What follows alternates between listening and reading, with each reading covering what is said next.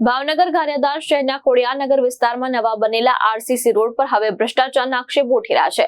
Road બન્યાના થોડા જ સમયમાં તિરાડો અને સપાટી ઉખડતા સ્થાનિકોમાં ભારે રોષ જોવા મળી રહ્યો છે। ગારિયાધાર ભાવનગરના પાલિતાણા રોડ પર આવેલા ખોડિયારનગર વિસ્તારમાં તાજેતરમાં આરસીસી રોડનું નિર્માણ કરવામાં આવ્યું હતું।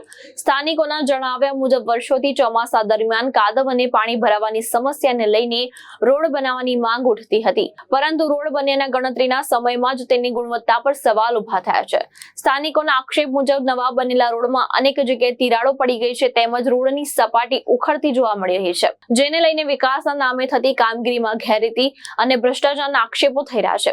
લોકોમાં હવે સવાલ ઉઠી રહ્યો છે કે જો રોડ 1-2 મહિનામાં જ ખરાબ હાલતમાં આવી જાય તો તેની જવાબદારી કોની? કોન્ટ્રાક્ટરની કે પછી સંબંધિત તંત્રની? કામગીરી સામે પણ સ્થાનિકોએ સવાલ ઉઠાવી ગયા છે। સ્થાનિકોએ સમગ્ર કામગીરીની તપાસ કરી જવાબદારો સામે યોગ્ય કાર્યવાહી કરવાની માંગ ઉઠાવી છે। આસિફ કેરડિયા વોર્ડ નંબર 3 ખોડિયારનગરની માલિપા છે। રોડના કામ છેલ્લા 8 થી 10 મહિનાથી હાલે છે। ફિયાસ્કા મુજબ હાલે છે। અવારનવાર ચીફ ઓફિસર સાહેબ, એન્જિનિયર સાહેબને રજૂઆત કરી કે ત્યાં કોઈક જવાબદાર માણસ મૂકો, જે સિમેન્ટ જોવે, મેટલ જોવે, રેતી જોવે, કોઈ જાતનો રિસ્પોન્સ આપવામાં આવ્યો નથી। ફરિયાદ કરવી તો અવારનવાર મહિનો, દોઢ મહિનો કામ બંધ રાખે છે। ચોમાસામાં પબ્લિક હેરાન થાય એવું એને કાર્ય કરવું। આજે રોડ અમે તપાસ કર્યો તો રોડ હજી પૂરો છાપેલા તૂટવાનું શરૂ થઈ ગયું। પગ મારો ચા તૂટી જાય છે અને હરિયાનું જે 8 mmનું હોવું જોઈએ એની જગ્યાએ 4 ને 6 mm। મેટલમાં ટોટલી ધૂળ, રેતીમાં ધૂળ અને ભરતી હોવી જોઈએ 6ની એની જગ્યાએ 4ની ને 3.5ની વાપરે છે। આ લોકો કોઈ જાતનું તંત્ર જાગતું નથી, જાણે મિલી ભગત છે કે શું છે એ ખબર પડતી નથી।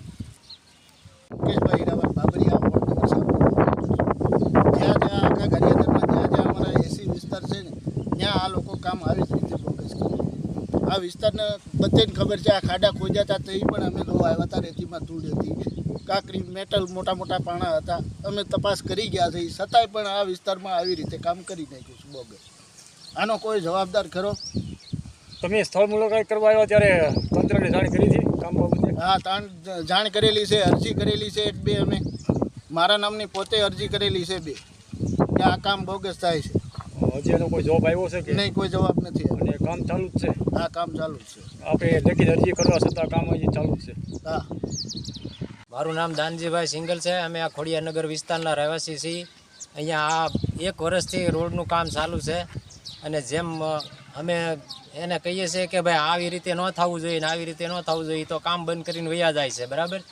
અને ગારાવાળી રેતી 5-5 કિલોના અંદર ગારાના આવા ગળા નીકળે છે। અમે આમાં હાથે કાઢેલા છે ને એ પડ્યા છે, એવો માલ છે અને એવી રીતે કામ કરે છે, બરાબર।